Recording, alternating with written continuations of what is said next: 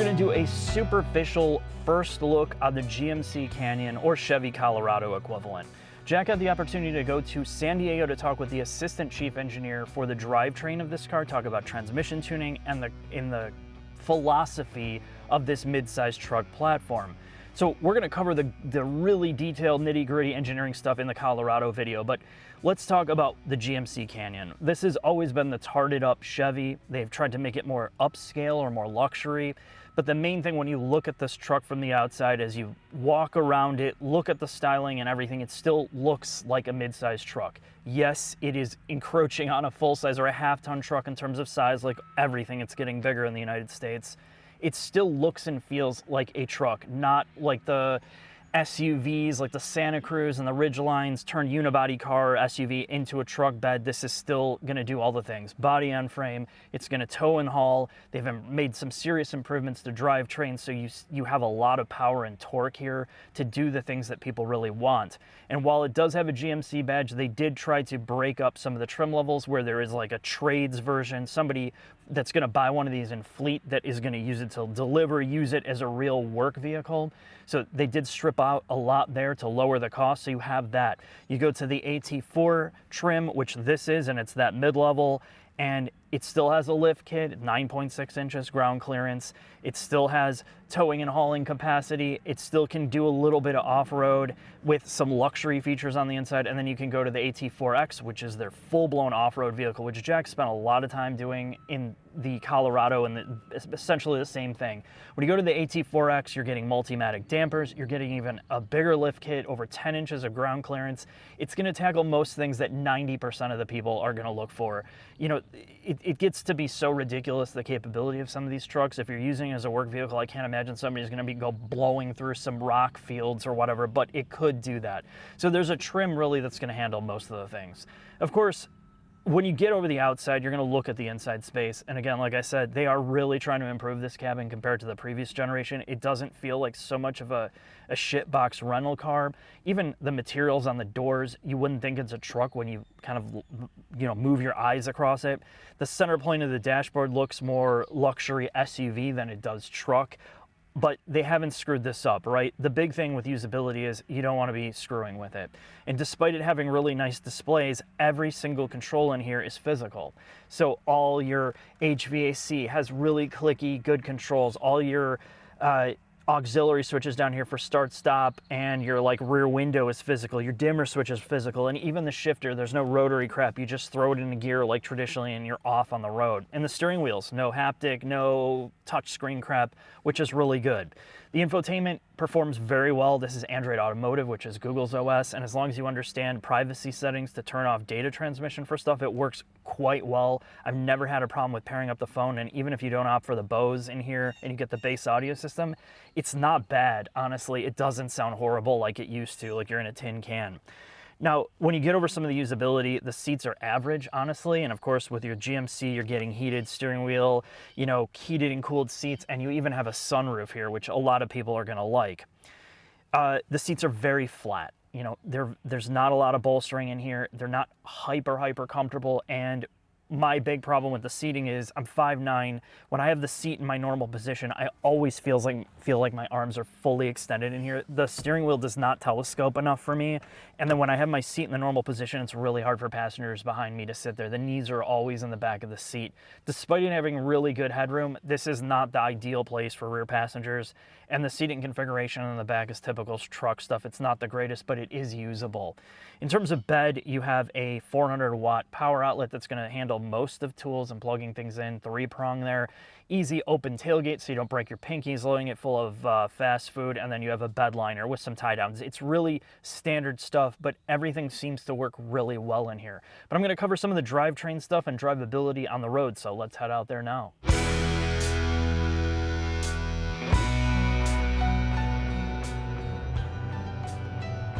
One thing's for sure, I'm definitely professional grade now, whatever the that means.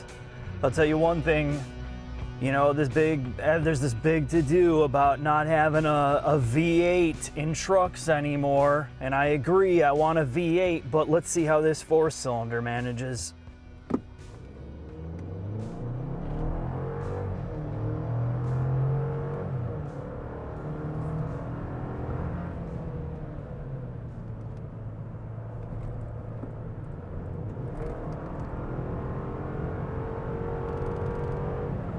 All right, so I talked with Jack. He had a long conversation with the assistant chief engineer about the 2.7 liter 4-cylinder. That's an enormous 4-cylinder that's in this.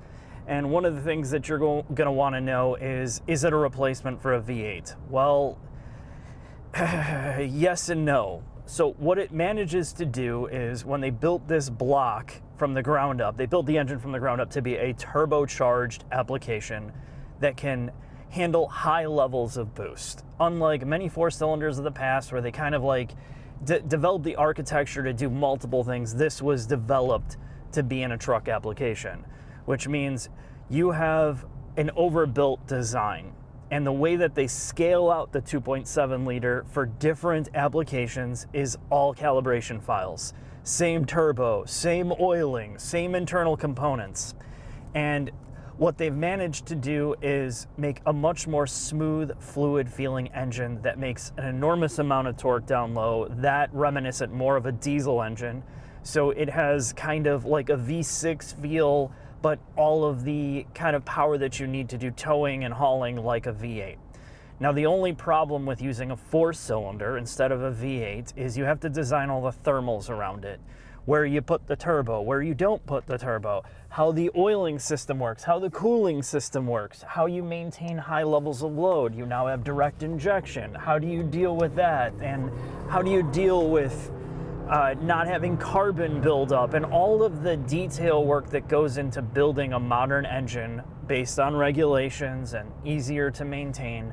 And the long story short is the improvements they made to AFM, which is their cylinder deactivation system, which was really problematic in the past. They've thrown it out and redone it. Now it's an electromechanical system, no longer hydraulically driven. So you eliminate the complications with having hydraulic issues. So now that should be more seamless. They cylinder deactivate the outer cylinders for cooling. So you can't typically melt down the cylinders, and they only activate cylinder deactivation at low torque levels and going straight. So the amount of times that cylinder deactivation will be on is not going to be under high load to heat up the cylinders enough to worry about thermal capacity. So what we understand is this should be a much more reliable engine. The way that they've developed the EGR system and the PCV system means less blow-by for carbon buildup. So all of these things that they didn't particularly have sorted before is now sorted in this 4-cylinder. So it's far more, easier to recommend, and they are continually to improve it based on customer feedback. So what does it mean for this truck experience? Well, the torque converter's been retuned and recalibrated. The transmission is essentially carryover, but their changes to the torque converter means it feels a little bit smoother, more natural, and quicker to respond. It doesn't feel as lazy. The 4-cylinder has more of a throaty sound to it. I know they reworked the exhaust, countless revisions of the exhaust to make this feel a bit more special than what a typical 4-popper sounds like, just a shit box, rattly ass experience under the hood. That's not here anymore. So the driving experience is much smoother. It still feels body on frame. It still kind of feels like a truck, but it's far more refined than it used to be. It's definitely not like the unibody, SUV things, but the overall experience is on the interior and the exterior, and driving it feels quicker. It feels more natural. It feels less lazy, and it definitely makes all of its power down low. You do not have to wind this out. Although it does seem to make good power up top, you're never sitting there like tipping in the throttle, like waiting for it to come on. All the torque is baked down low, and that's one of the better things about it. In terms of ride quality, it's a lot less jarring than the previous Colorado. Not that the previous Colorado and Canyon had any problems with ride quality. It was more refined, but this is definitely the next step up. It feels more isolated. It feels more, quiet. And the inputs to me are still really good. That's one of the things I really liked about the previous, multiple generations old of this platform is the steering wasn't super slow, but it was still linear. The brakes feel natural. The throttle feels good. And to me, they've gotten to a place where they knew they couldn't screw this up. I'll be honest, it feels like they put a lot of time and energy into the drivetrain tuning, the engine tuning, the suspension tuning, and still giving that ability to tow and then go off-road on whatever trim level you choose. And that's what I like about this. You know, I've complained about other brands like Ford or Hyundai and Kia where you feel like they shortcutted a whole bunch of things, that they handed off a lot of certain development, the finer details, to like junior engineers, or they just let it slide. This feels a lot less like that, and it feels more like a fully developed mid-sized truck. And I think if you drive it, you'll experience that. And at least compared to the previous generation Tacoma, it's a way better driving experience, just a more cohesive driving experience overall. But obviously, you know, this competition keeps going and going, and these trucks keep getting more refined and better.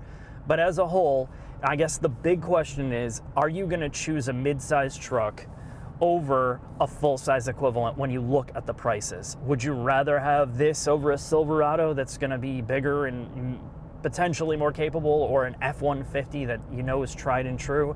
And that's what I'm curious from the viewers. I'm going to leave all of this for you to digest, and we're going to go into the deep dive when we get to Colorado with all of the engineering data that we have and some of the technical stuff.